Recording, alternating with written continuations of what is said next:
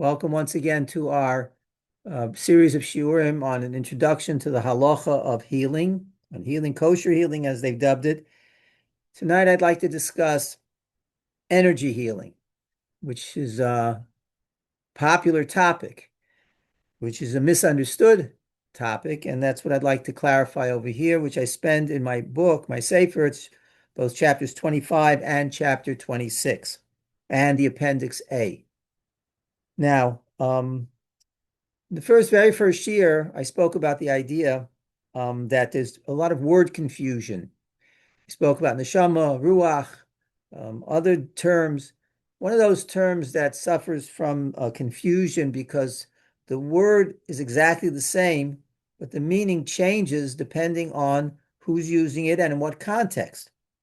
The word energy in this context of energy healing means very different thing than, for the example, a scientist or a physicist when he says the word energy, as in the famous equation of Einstein, energy equals mass times the square of the speed of light, whatever that's supposed to mean. But there's an equivalent energy that the physicists use are the forces of nature, which are quantifiable. They're able to be measured. We know what force they are, the electromagnetic force, the gravitational force, the other forces of nature, magnetic force, which we use in conjunction together with matter, with the real stuff of the earth, of the universe, and the two of them work together to make things happen, which is minhago shel olam. That's what a scientist or a physicist means when he says energy. Commonly, people use the word energy also. Oh, she walked into the room, she exuded such a wonderful energy. That's an emotional type of thing. That's not, we'll see in a minute, energy healing doesn't mean that at all. Those are different meanings. What does energy healing mean? So we need a definition. So what does the term energy healing mean? Now, energy, the way it's used in energy healing is basically a rough or a conceptual colloquial translation of a Chinese, it's not just a Chinese, but a Chinese word called qi. Okay, now in Chinese it's called qi. In Japanese it's called ki. In the Hindus, in India, it's called prana. It happens to be their different cultures have the same concept that they talk about. And in my sefer, I have there 95 different cultures. They have different names for it. So we're looking at the concept here. What is this concept that they're talking about? Chi, ki, prana. Now, I must tell you that there are some prominent poskim who hold that this concept is avodah zarah. It's the name of avodah zarah.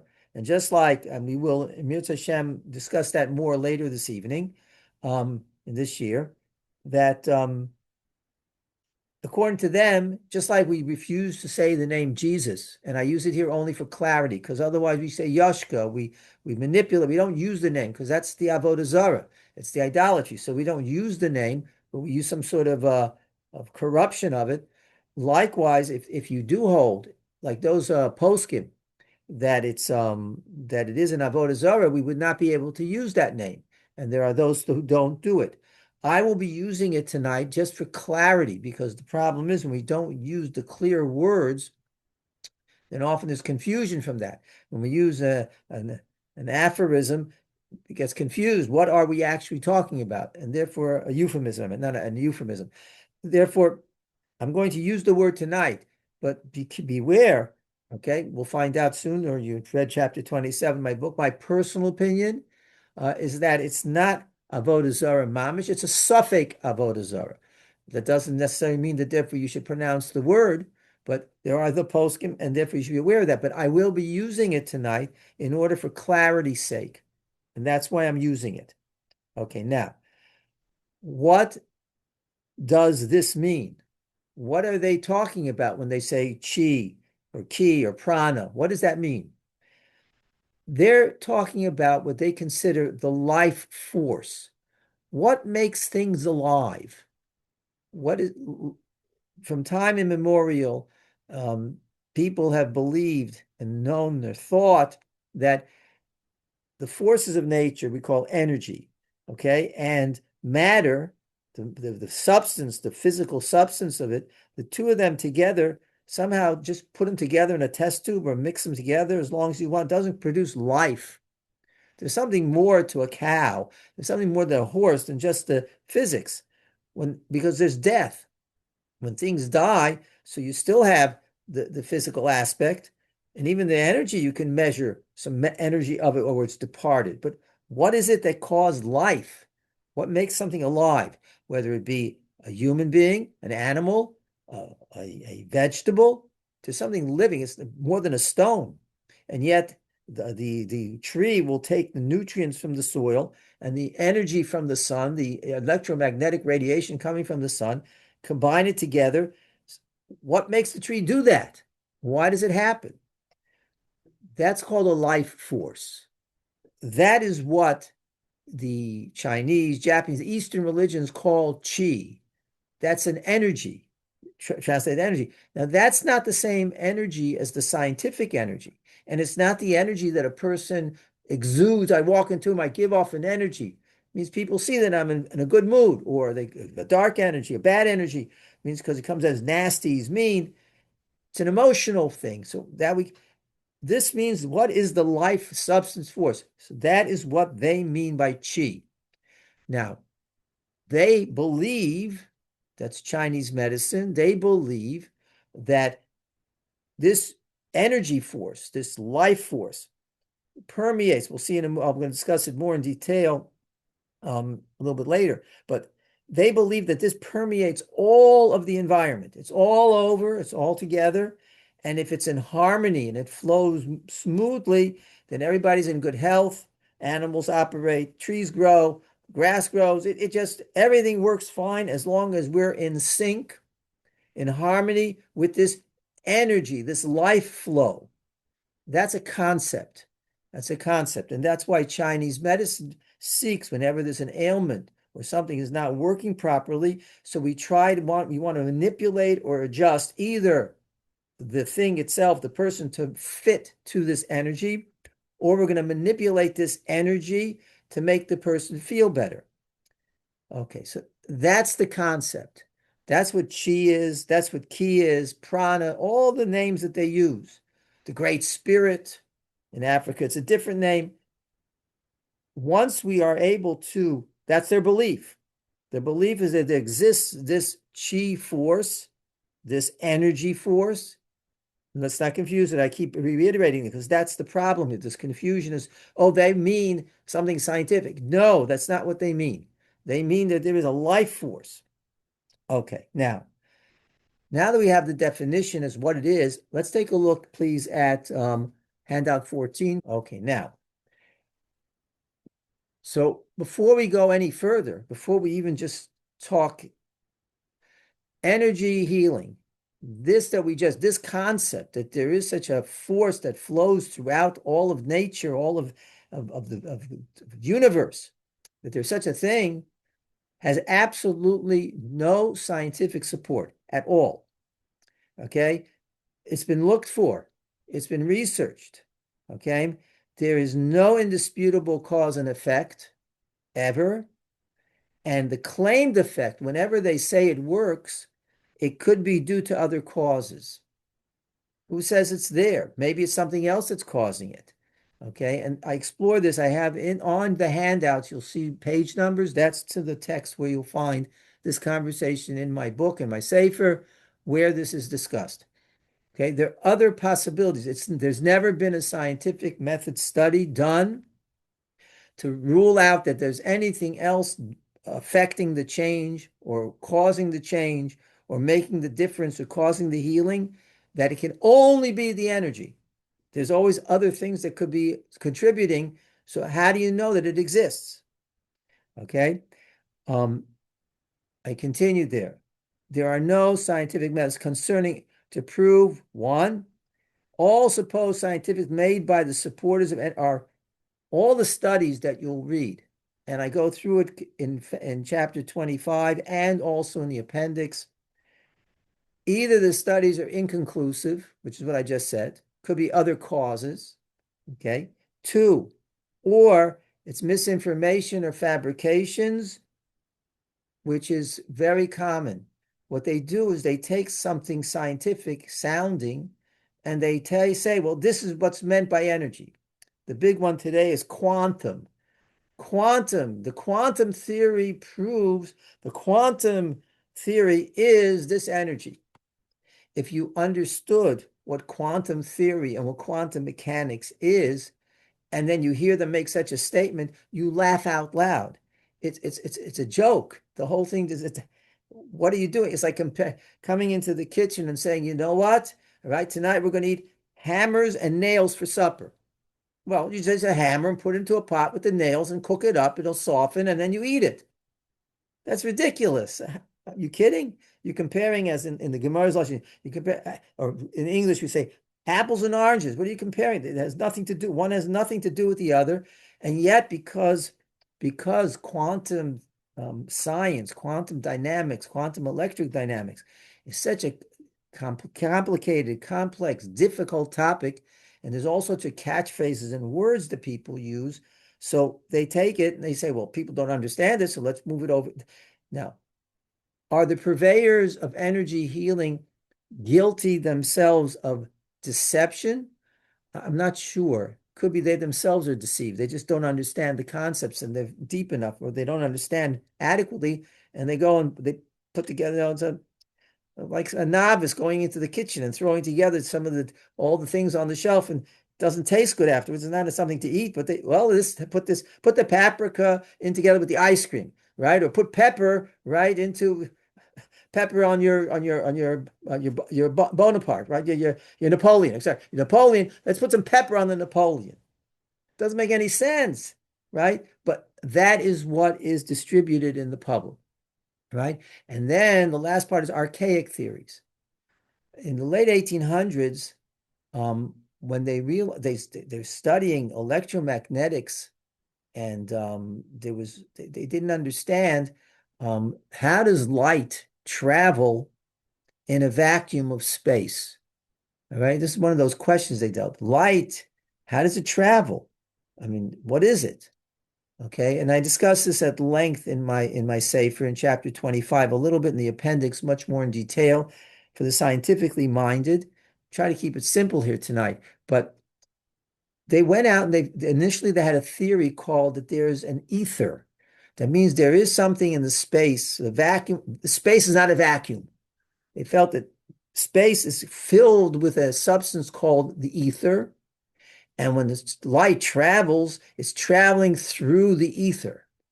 In the late 1800s, two scientists got together to try to find this ether. They made some experiments, right? And as hard as they did, they found that it doesn't exist. It can't exist. And then Einstein came along and showed it just cannot exist. It can't, because otherwise light would not operate the way it does. There is no such thing as ether. Okay. However, that is what people still do. Instead of calling it the ether, they call it the chi, the energy that permeates the entire universe. Right? That's an old theory that's been disproven. Okay, so if one hears anything that sounds somewhat scientific about energy healing, you have to suspect, you ask them, you have to look back to the source and talk to, and not to the person, but get the material that they're talking about and then study it and ask someone who's knowledgeable. Does this make sense? Okay, I just this past week was offered someone, there's a type of therapy that's being offered. Sounds really good on surface. When I started digging a little deeper, right, in the third or fourth page of the website, buried below, right, is right away. Quantum healing proves. No, it doesn't. Quantum has nothing to do with what you're doing. So why are you bringing quantum into this? That already was the red flag that this is all just baloney. There's something else, as we said right at the beginning. There's the claimed effect could be due to other causes, and because they don't know, so they use something called pseudoscience. They put something scientific. It's a falsification. It's a falsification, and therefore it's not true.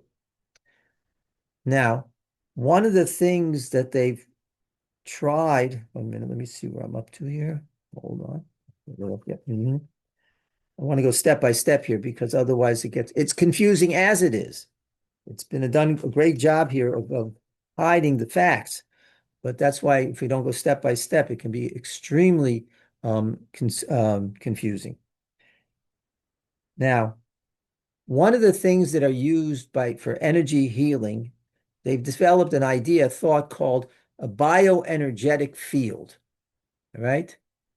I skipped something here. Let's go back. Wait, we'll come back to that in a minute. Number two, A2. The theory of explanation that is offered for energy healing violates the principles of proven scientific method. They maintain that there's some super power, some super force that can trump that which is proven scientifically. It overcomes all blockages. It can remove it. It violates because it itself doesn't exist. The theory doesn't exist. So it violates the very principles of that which has been proven. Now, would the proponents of energy healing, chi, ki, etc., if they will produce scientifically proven evidence of indisputable cause and effect, then it could be a revelation for science, and science would now have to begin studying what is this phenomenon. It's a strange, unusual phenomenon. Now, so far, there are no new phenomena that have been discovered. Even non-local communication, which people claim is a proof for non-local communication, is the cutting-edge discussion in all of quantum theory. And they claim that this is the beginnings of a revelation, that this proves that there's such a force of ki or cha. Now, B, the scientific method has disproven the theory of bioenergetic field. This has been proposed that the energy, the chi, the ki, all of that is a bioenergetic field. Now that's a fancy term. What they say it means is that there's a field around every person, which is the same concept of the aura, which is another name for the chi or the ki, prana. There's an aura that surrounds every human and every life form, and that bioenergetic field and it's bioenergy, and that can be manipulated, and that's what the chi and the prana, that's what they're doing. Okay. Well, there's been research done to try to identify this bioenergetic field. It cannot be found with physical tools. Now, someone will say, well, who says it can't be? Well, maybe one day it will be. In the meantime, it's not. And every effort we're talking about, and here's one of the things we'll deal with a little later, right? Let's not confuse spiritual or intellectual concepts with physical. We're now dealing with physical beings. We're talking about the physical of the human being, right? The physical aspect, there is no such thing as a bioenergetic field. Yes, there are cells give off electromagnetic waves. They're measured through electroencephalographs in the brain, electrocardiograms. But those are byproducts of the functioning. That's how the muscles operate, because there's the nerves the wrong word. The nerves operate using electromagnetic impulses. That's how they operate. So when they do their electromagnetic impulses, that the message from the brain passing through the synapses of the brain, one neuron to the other, it gets transferred by chemical electromagnetic processes. That has a byproduct of also giving off electronic signals, electromagnetic signals. Those electromagnetic signals can be measured, and we use it very effectively to see how a person's heart is operating, the EKG, what happens in the brain, MRIs. All of these things are able to measure the electromagnetic activity of the neurons of the body. This is science. It's about electromagnetic. It's about waves, electromagnetic processes. It's one of the forces of energy that the scientists and physicists recognize. But it doesn't give life. It's a sign that there is life, but it's not the cause of life, which is what the chi, ki, prana is supposed to be. Okay, getting back to this, the scientific, we said we were in B, correct? Okay, now, there is no bioenergetic field, all right? That has been disproven. And once again, you can read on page 190, 196, there are various different theories that have been put forth. There are those who want to say that Kirlian photography is a proof that's bandied about. Kirlian photography is a farce. It's not true. It's misleading. I explain why in my book there without going too much into detail now. Others want to say it's the electromagnetic force. It also doesn't give life. It's not about life. Once again, we have to watch the concepts and the terms that are being used, right? It's not about the words. Just energy doesn't mean it's the same thing. They mean the life force. Oh, by the way, if anyone wants to know the Torah's view of the life force, it's Hashem. Hashem gives us life. And we'll talk about how Hashem interfaces with us in a minute. Okay, very different than what the Eastern religions think, which makes them at least a suffix avodah zarah, maybe vade avodah zarah. But we'll talk about that soon, hopefully. That's in C, but we're not going to do C right now. I'd like to scroll down, please, if we can, to D first. Now, as such, since it has no scientific method proof, right, and any of the proposed theories of how it works have been disproven, so it is certainly at this point, energy healing is either a superstitious behavior or false attribution. We're attributing things that exist to the wrong cause. That is Darkei Amori. We've discussed this. That's the most basic form of Darkei Amori, which is a lo saseh, which we discussed earlier. Okay, it's Darkei Amori at least, because there's no scientific proof that there's a physical existence of energy, chi. It's a non-existence. It's a make-believe thing that people have made up. Now, the next two pieces in D, which is suffix avodah zarah, vade avodah zarah, right? We're going to discuss right now, okay? But before we get to that, we should be aware, it's certainly osir, okay? It's Darkei Amori. It's either superstition, it's charlatanry at the very least. Now, is it something that is a spiritual, okay, intervention? We spoke last week. I think it was last week or 2 weeks ago, we introduced handout number 13, right? Can we scroll back to 13, please? 13, we spoke about the fact that human dominion over physical creation can be in 3 different ways. We can do it A, natural law and phenomena, that's called minhago shel olam, which energy certainly doesn't fit into that. It's not minhago shel olam. It's not repetitively predictable, rational, logical, reasonable explanation, not at all. Okay. B, what about a spiritual intervention? Well, there are 2 types. Okay. Is it one?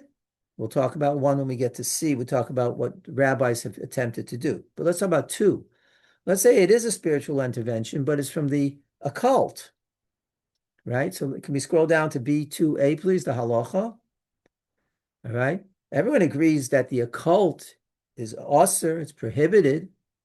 Okay. The only time it may be permitted, if it would be if there's pikuach nefesh, life-threatening situation, and there's no other alternative, then perhaps we could utilize it, like someone who's in life-threatening situation can have pork. That's only if there's no kosher alternative. There are kosher alternatives, right? And they do exist. So if it is the occult, it is also prohibited. So even if it's a physical intervention, it's not, because the scientific method has proven it doesn't exist. So it's a spiritual intervention. Well, if it's the occult, it's prohibited. Now let's look at C, please. All right. Now, C. Okay, now 2 weeks ago, in shiur number 2, by the way, there are many questions have come in the email, and I will not get to them tonight. We will be continuing this series afterwards, and I'll answer all the questions in the series. We'll notify you about when they're available, etc. So I will answer all the questions, bli neder, God willing. And but the question 2 weeks ago, which was a very basic question that was asked, which right at the beginning when we publicized the series, why does there seem to be a discrepancy between Litvish and Hasidic poskim about many forms of alternative healing? If there's a concern of avodah zarah, shouldn't that be a very serious deterrent for all Yidden? That was a question we posed 2 weeks ago. And then 2 weeks ago, okay, now 2 weeks ago, I said there were actually 8 things that are commonly not known in our community, and rabbinic leadership is part of our community, and our education system just doesn't teach it, so it's widely not known. It's just a question of, the word ignorance is too strong, but it is the accurate word, all right? But people are just not aware. We don't know. We don't have knowledge. Now, 2 weeks ago, and last week I identified, what was it, 2 weeks ago? 2 weeks ago, I identified 4 items. 4 items, and there are 4 more. There are 8 altogether. We're going to talk about the last 4 tonight, but let's just review. We said that number 1 was that the scientific method is not just rational thinking, all right? That was a surprise to many people, many Rabbanim that I've spoken to. It's not the same.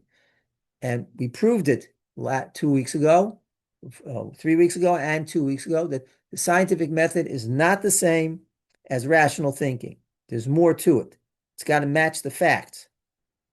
The second piece that's surprising, that it's halachically required that all Rishonim, the Rambam, the Rashba, the Ran, if there are other Rishonim who disagree with that opinion, then they have not come forward, and no one has brought them forward yet.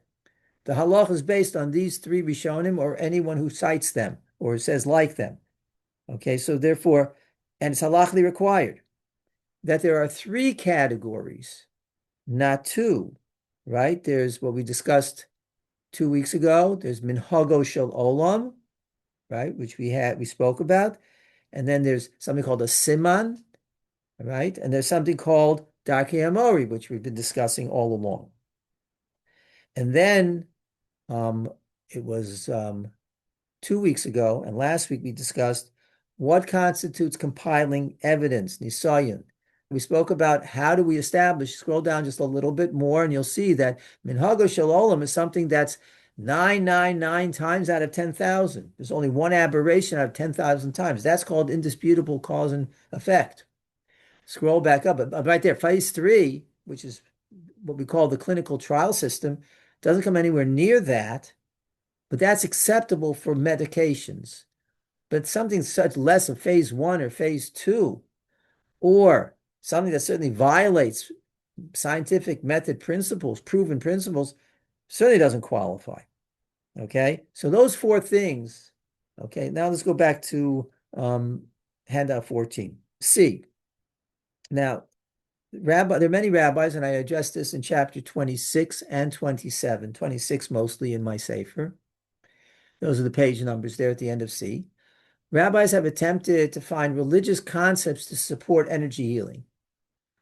Unfortunately, all right, to my great chagrin, I hate to say it, they're my colleagues, but they've been regrettably misled into the trap of Eastern religion's doctrine and Greek philosophy. They don't realize it, all right? And it's very painful for me to say such a thing, but it's true, unfortunately. Okay, and we're going to talk, if we get to the next handout, please, 15. There are 5 things here. 5 to 8. 5, 6, 7, and 8, which we're going to talk about for the balance of the evening. I apologize when we get into this conversation. This is going to be deeper than the rest of our discussions. It's esoteric, but there are important fundamentals here, and that's what we need to talk about. We're very, very clear. I would say most of us are very clear the dangers of Christianity, okay? Because we've been trained, right, that the whole Christian philosophy and everything they do is treif, and we stay far away from it. But we've not been exposed to what Eastern religions believe. And Eastern idolatry can stare us right in the face, and we don't see it because we don't realize this is idolatry. Now, that first word looks like it's not pronounceable. It's pronounced panpsychism. That's what it's called. All right. It comes from the word psych, from thinking, and pan means universal. Pantheism and panentheism we'll also briefly touch upon, but the main one we want to talk about today is panpsychism. Now, we need a little introduction here to the Eastern religions, to the following, okay? Rasham Shafol Hirsch has a very interesting little quip. He says like this, all religions of the world are man's thoughts about God. Judaism is different. It's God's thoughts about man. Technically, Judaism isn't a religion, okay? Religion is man's thoughts about God. Now, what does that mean? It goes like this. We spoke in the very first year that man, all mankind, every person walks the face of the earth, seeks a connectedness. He wants to be, she or he wants to be connected. Nations of the world did not receive a Torah. They have no idea how to feel connected. They're not clued in. They don't have anything. So for them to feel connected at the highest level of what they can feel connected to, that's if they don't get distorted in the physicality, which we spoke about, connected physically only, or intellectually. They want to have a spiritual connectedness. Well, for them to have a spiritual connectedness, they first have to figure out who's God. So they got to be worried about who is God, what is God, and once they got an idea of what God is, so then we're going to connect to this God. Okay? Well, that's why their religions are all focused on what's God. It's man's thoughts about God. What's God? Let's define God. Hashem told us at Har Sinai is that, forget it, people. You can't understand me. It's not possible for the human intellect to grasp my being. Give up, because it's not going to happen. Hashem says, you want a relationship with me? I get that. For sure you want a relationship with me. I'll tell you how you can have a relationship, but it doesn't involve thinking about me. You want a relationship? I give you mitzvahs, lots of mitzvahs, right? You do my mitzvahs, you can relate to me, you can connect to me, you can find favor in my eyes, you get all the good stuff in this world. Get high on doing mitzvahs, emotionally connected, spiritually connected, as we spoke in the first year. Do and savor the mitzvahs. You want a relationship? That'll satisfy you. Do it. But don't spend your little brains trying to figure out who's God, because you're not going to be able to do it. God is a being that's beyond human comprehension. We can't do it. Now, the nations of the world who weren't clued in about the Torah and mitzvahs, so they busy trying to figure out who's God, and everything they think about of God falls short. And we'll see why in a minute. Okay? We don't have to, Hashem says, don't worry your little minds about that. You're not going to get there. It's impossible. Just do my mitzvahs. Just do my mitzvahs. Now, to explain, we do have certain things about God, basic beliefs, animamins. Well, if you take a look in the animamins, the first four are about Hashem. Afterwards, nothing about Hashem. It's all about us, what we have to do. The first four, the first one is about that there is Hashem. 2 to 4, though, are all about that Hashem has no physical aspect. Now, so that means there's no body. Okay, well, there's other things too. God experiences no change, and he's no parts. Okay, now those are very difficult concepts. What do you mean God has no parts? Everything we experience in our existence is parts and time There's always change. That's how we exist, because we see a change between this and this. That's what life is, change. God is beyond that, is above that. As Rav Hirsch writes in one place, exalted above all creation is the one God. That's the pasuk that Moshe Rabbeinu told us, Shema Yisrael Hashem Elokeinu Hashem Echad. What that really means is that God is an incomparable being. We cannot compare him to anything that we can possibly understand. It's beyond our comprehension. It's impossible. Okay, now, physicality is not just absolute. That means physical, hard copy, hard things. It's relative. So that means the following is that if I can think an idea, 2 times 2 is 4, not the numbers, but the idea, the concept, right? That's not physical, that's intellectual. And even if I can raise my intellectual comprehension to the highest degree, way out there, and I go up into the realm of the spiritual, even higher, the highest realm that human beings can access, the highest, most profound thought that can ever be thought about Hashem still doesn't describe Hashem. Because if it's a thought that was in my mind, any human mind, that's a creation. It's part of creation. And the Borei, the creator, as Rav Hirsch writes, is exalted, it's the Ani Maimons, is exalted above all creation. Hashem is untouchable. And if someone pays attention to the first bracha of Kriya Shema that we say in the morning, that's what we emphasize. Emphasis over there is that even the most spiritual angels, the seraphim, don't know the essence of God. Moshe Rabbeinu himself was told, "K'lo yir'ani ha'adam v'chai." You can't even begin to understand me. Even after death, we don't understand him. We never will. We only see God's actions. We can relate to his will, but we can't be a part of or identical with God. Hashem is Hashem. That's echad, miyuchad. That's what Hashem Elokeinu, Hashem echad means. He's beyond our comprehension. He's a being that we have no shaychus. We can't begin to comprehend.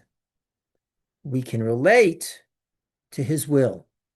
And that's all he wants from us, because that will give us the ultimate satisfaction. The mitzvahs, we have a companionship, we have a connectedness, because God declared and decreed that that's the way we can relate to him. That's our relationship. To spend our time thinking about what is God, that's idolatry, because it leads to misperceptions as to the persona, the actual, if I can say, personality of Hashem, because humans cannot grasp what God is. So all I can think about is what I think he is. Well, that's a creation. That's not God's essence. So I'm confusing a creation with God. That is idolatry. That's heresy. And that's the losasei of lo yeh lecha Elohim acherim al panai. You're not supposed to have other gods. It means don't create gods. Don't make gods. God is. He revealed himself to us, what he wants. That's all. Now, that is a very, very heady concept, very difficult. Simple, but difficult. Now let's look at what the Eastern religions hold. What does panpsychism mean? Okay, that's 5, the first one, panpsychism. Panpsychism is the white prana. Okay, I myself have seen the correspondence when they had the whole discussion about the Hindu shaitels, the Hindu hair and the shaitels. One of the biggest experts on the field, a woman who's a Hindu, she's a professor in a university, and so she wrote correspondence back and forth how we Westerners don't understand their understanding of God. And we try to put our ideas into them. We should stop doing that. I saw the correspondence. She writes that in their understanding, right, there's a vast universal consciousness, all right, a very strange, vast universal consciousness. There's this intellect that permeates the entire universe, and all other existences and beings are only manifestations of this vast universal consciousness. That vast universal consciousness, that's the term panpsychism. Psychism is the thinking. Pan means that it permeates the entire universe. It's all over. That's this vast universal consciousness. Everything else is only an extension of it, manifestations of it. She even wrote, even the gods are only an extension of this vast universe. She wrote it. This is what she said, and she's not the only one. The other experts we were interviewed also say the same thing. That's what they call chi. That's their Godhead. Now, I don't have to just understand it from them. The Ramban, in his Shar HaGemul, actually talks about this as it's sourced from the Greeks philosophers, and he mocks it as an apicursus. It's heresy. The Rambam in Moreh Nevuchim says that this is one of the beliefs of the Tzaba. That was the aberrant culture at the time of Avraham Avinu, which Avraham Avinu had to undo, which he repudiated. He debated and repudiated what their belief is. What they basically are saying is that the God, ultimate, has a physicality. Even if you say it's a consciousness, it's a thinking, it's a something that thinks, a vast universal consciousness.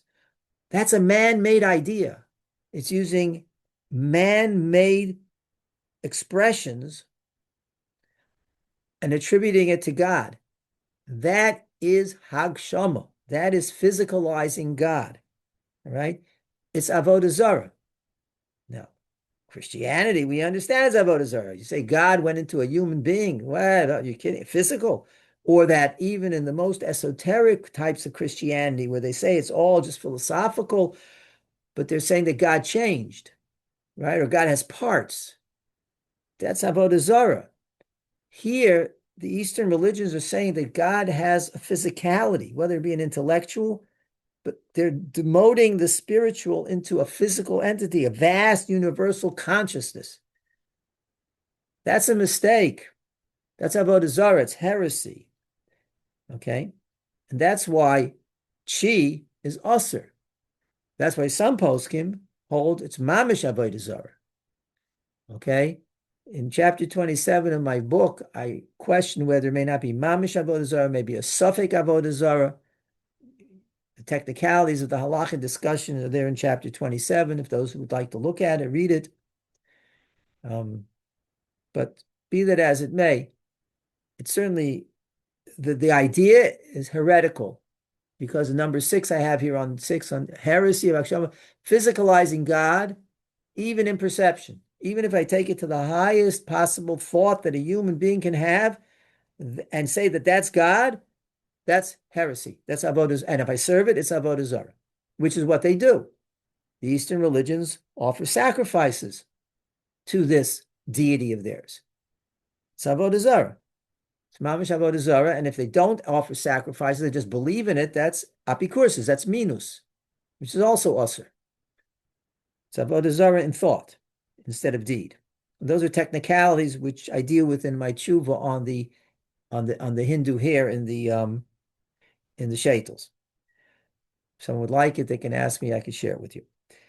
Okay, now what unfortunately so many rabbis have done, and I bring a couple of the examples, 4 or 5 examples in chapter 26 of my book, is they take spiritual entities that the Torah talks about, spheros of Hashem. Now, We have a whole system of thought in the Kabbalah, some call it, Kabbalah, right?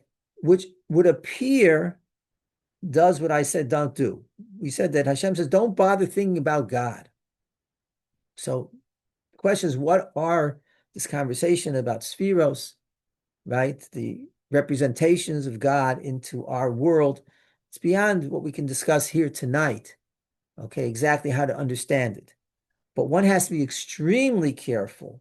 And Reb Tzadok Cohen has a major conversation about this, which I cite in chapter 26, as does Reb Sham Shmuel Hirsch, and I also cite him in 26. They both talk about how we have to be so careful when treading in the Kabbalah, when we discuss it, that we shouldn't degrade as the Eastern religions did. They took something so lofty and they degrade it to say that the Godhead is an intellect. No, that's not true. God is beyond the intellect. He's way beyond that. Intellect is only something that we can identify with in our terms. Dibra Torah Kushon B'nei Adam. They're things that we can think of, so we talk in that terms, right? But that's not God's essence. And to identify such is Avodah Zarah. So what happens now if we say, well, chi is, and I use the word because we have to have clarity here tonight, otherwise it shouldn't be used. If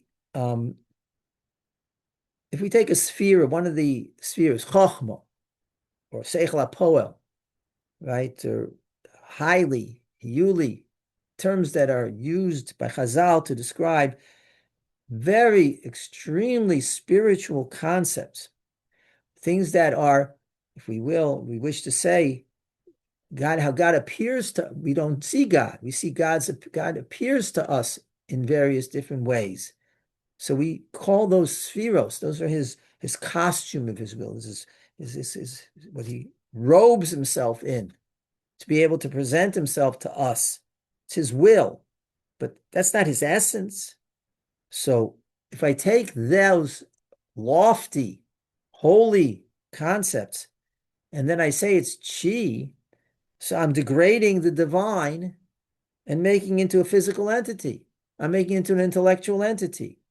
They're way beyond the intellect. They're higher, much higher. Human beings are in three realms.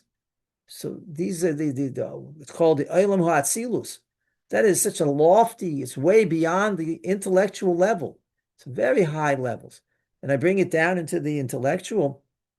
That's degrading it. That's physicalization. That's hakshama. What's the other alternative?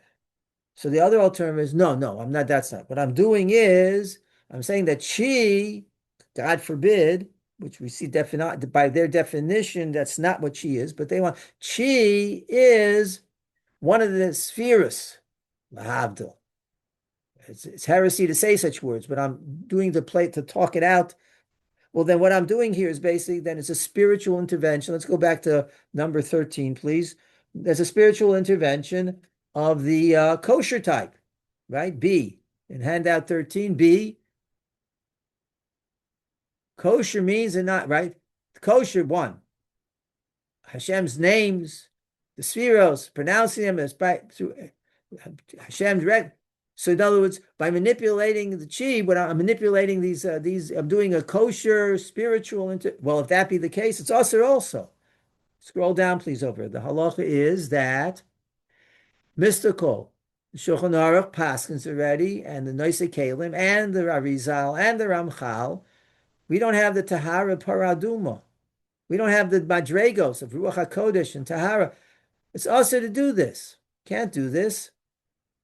That's even if Chas v'Shalom that they're correct in their assessment that this is just a spiritual type of intervention on the level of Atzilus, of the names of it.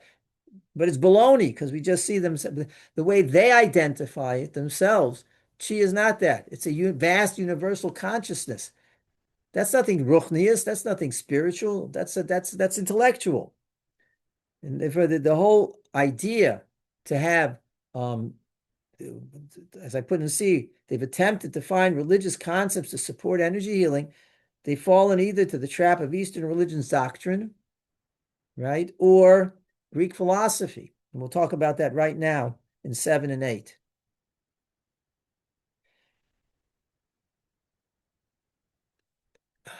We spoke at the very first year, and people probably wanted to know, why is Rabbi Kaganoff spending time on this? We know all this. It's all basic. Human beings, we said, exist in 3 different realms simultaneously: the spiritual, the intellectual, and the physical. Okay, we spoke about that. Actually, there are more realms. There are many more realms. These are 3 major categories of realms. All right? There's the spiritual realm, there's intellectual. Now, that's not just about our existence, but that's creation in general. Creation in general, the whole universe, everything that exists in this universe exists, that we perceive, that we can touch, we can feel, exists on 3 levels simultaneously. There's the spiritual realm, there's the intellectual realm, and there's the physical realm. We're very involved in the physical because that's what presents to us. We're born like that. We live in a physical world. When we develop, so we develop an intellect, so we begin seeing that intellectual existence is not necessarily in consonance with the physical existence. And then if we continue to grow, then we can begin to comprehend a little bit that there's also a spiritual element, and I don't mean the emotional that we confuse, like we spoke about earlier in the shiurim. We mean here a truly, totally spiritual experience and realm of experience, which is not intellectual and it's not physical. It's way beyond that. Now, let me ask you a question. Yechezkel HaNavi, famous Nevuah. Yechezkel HaNavi, we read the Nevuah on Parshas Yisro. Yechezkel comes into Beis HaMikdash, he says, I'm sorry, we read it on Shavuos. A similar one is on Parshas Yisro, we read Yeshaya. 2 Nevi'im, Yeshaya and Yechezkel. They see Hashem. They see Malachim, right? Yechezkel says he sees Hashem, or Yeshaya says he sees Hashem sitting on a throne, a heavenly throne. Okay, let me ask you a question. Those verses say very clearly Hashem is sitting on a heavenly throne. Was he seeing a physical being? Or was he seeing an intellectual thing? Or was he perceiving a spiritual thing? The answer is obvious. He was not seeing anything physical. God has no physicality. He was not seeing anything intellectual. He was seeing something as spiritual, but the terminology is used the same because we don't have any other words to use. Human beings communicate with physical terminology. That's how we use it. But the Rambam spends a lot of time in Moreh Nevuchim explaining that this is an analogy. And I explain in chapter 26 of my Sefer the name of the Ramak. It's a Ravid, actually, from the Rishonim already. The Shalah Kodesh quotes a Ramak. It's really from the Rishonim. That Lashon HaKodesh is Lashon HaKodesh not because, for every other reason, but because the words actually describe what's really happening in a spiritual level. It's only through a mashal that we also use it for physical. It's the opposite of what we usually think. We usually think, right, that this is a yad, it's a hand, right? This is a yad. Therefore, when I talk about Yad Hashem, this is the real, and that's a mashal. Knows this is the hand, and Hashem it's a mashal. It's an allegory. God has a hand. The Mekubalim tells us that no, it's the other way around. A true yad is a spiritual entity. This hand that I have happens to be a mashal for what reality is in the spiritual realm.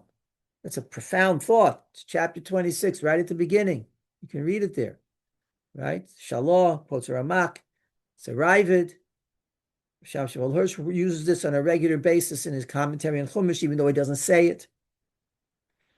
Now, this confusion of terminology is rampant in our society, in our culture, in our Jewish world, in our Haredi community.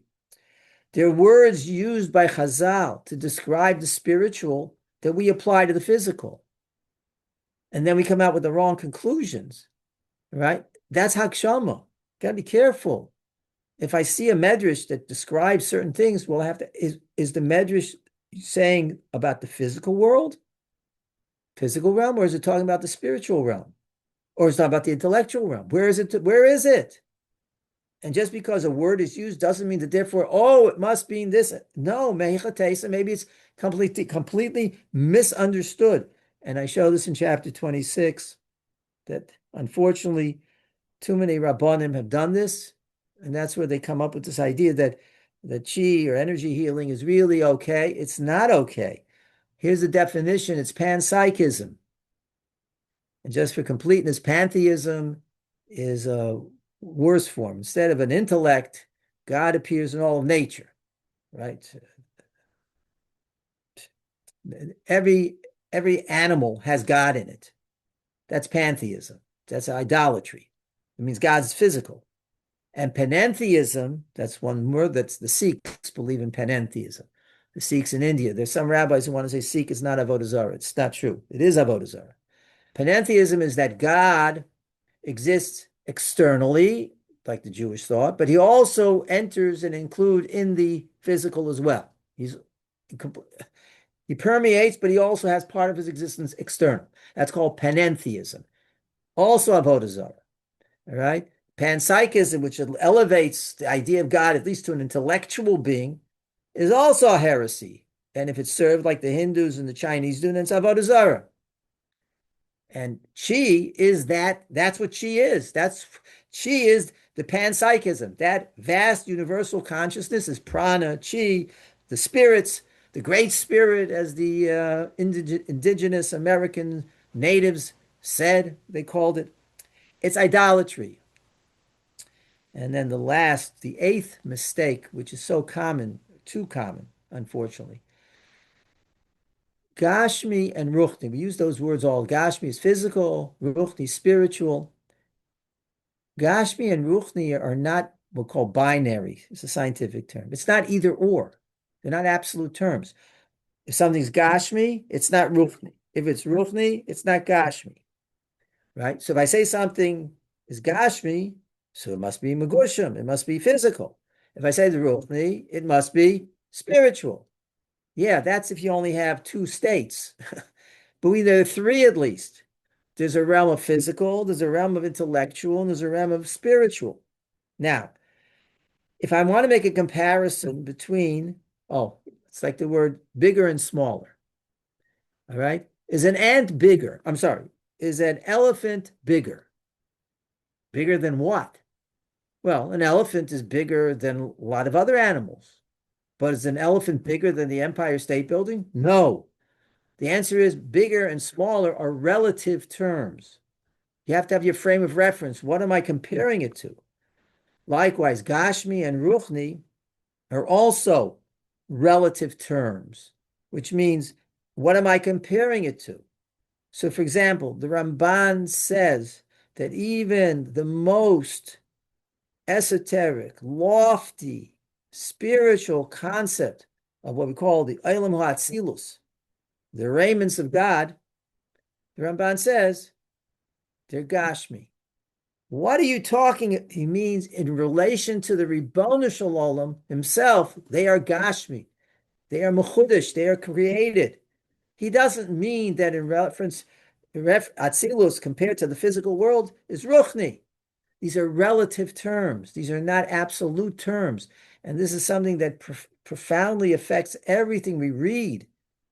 And that, as I said before, it's not just we have three realms. We have many. There's a concept in the Kabbalah called Hishtalshelus Ha'olamos, which means the worlds of exist in cascade, one into the other, into the other, into the other. I explore this at length in my Sefer. They're manifold representations. So where we see each other physically, right behind that physical is a little bit more spiritual entity, which is not as physical, but a little more spiritual. And then beyond that, there's another spiritual, another, deeper and deeper and deeper and deeper and deeper and deeper. Ad infinitum.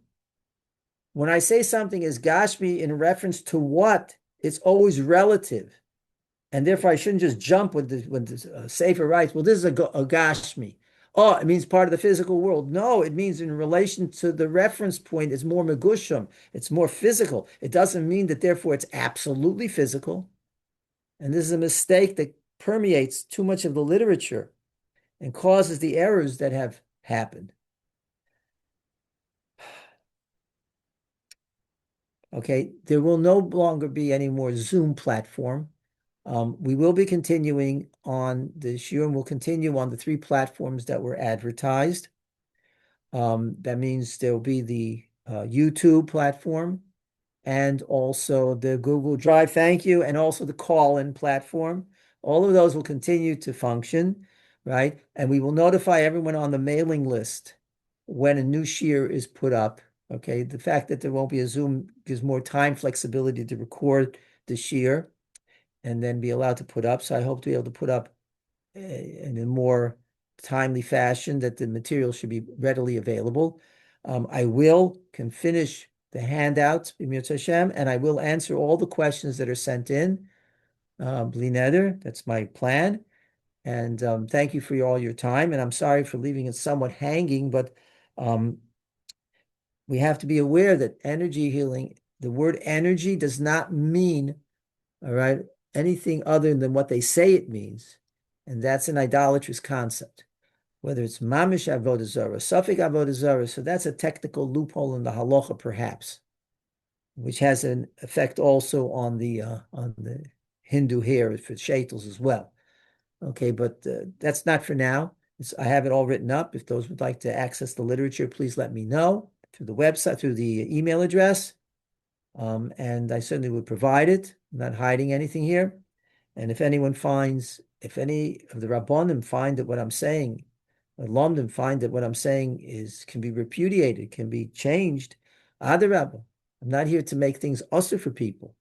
To the contrary, things that are efficacious, let me just do 14G. All right, 14G, I want to just focus on for a minute. The mitzvah of Darkei Amori, that mitzvah of not to go into the pathway we said right at the beginning, the Torah requires that we attribute things accurately, right? Which means, I use here a mushal of a chocolate chip cookie, and it's a very good mushal. A chocolate chip cookie for most people is considered a delicacy. Tastes great. The chocolate chip cookie has ingredients that makes it taste good. But if I put lard, chazer schmaltz in there, then it's treif. But if I put a kosher shortening, then the cookie's delicious, and we can use it to cover Shabbos and all sorts of other wonderful things. Okay? Unfortunately, that's a mushal fortunately, the chocolate cookie we understand because they're hashgachos, and we know you don't walk into the supermarket and just take any chocolate chip cookie off the shelf. Got to look for a hashgacha. You have to look for a supervision, a certification agency who is attesting that the ingredients is kosher. I don't deny that energy healers can affect a change. What I am saying is that there is a kosher element in what they're doing that is overlaid with non-kosher things, non-kosher attribution. Okay? They do have, there is something that can be, am I have the right thing here? Yes. Okay. So people's emotions can be upbeat and positive or depressed and negative. That's not called good energy or dark energy, that the way they mean it, the energy healers. Is it good energy of the emotions that a person walks in as a good? Yeah, but that word energy means different thing. Conceptually, it means something completely different than what energy healers mean. Okay? And we have to be able to attribute things accurately and precisely and exploit to the fullest that which passes the test of the scientific method, because that's minhago shel olam, which Torah expects us to do. That's how we're supposed to run our lives, minhago shel olam, but not overlay it with non-kosher attribution, non-kosher ideas and thoughts and philosophies, which could involve it involves Darkei Amori once we do that, and it could even involve Chas v'Sholom Avodah Zarah. Thank you for your time. Thank you for your interest. And B'mitzvah Hashem, we will continue, as I told you, on the 3 platforms. You just will not be having the Zoom sessions any further. Okay, thank you. And thank you once again for the technical support. I very much appreciate it. And the crashing of my computer in the middle was not caused by any force other than, all right, an old computer. Good night.